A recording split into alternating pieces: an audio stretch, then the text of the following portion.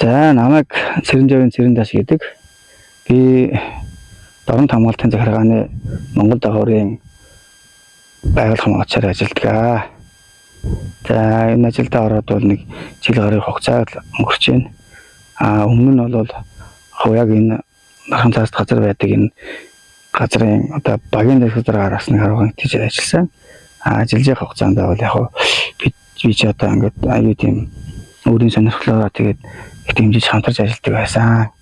За энэ хүү хуралдаад одоо хорлох шалтгаан маань гэвэл одоо бусад хамгаалтын захиргааны байгаль хамгаалагч нараасаа одоо туршлага судлах, өөрийн мэдлэгээ хэрэгжүүлэх одоо тийм зорилготой байна.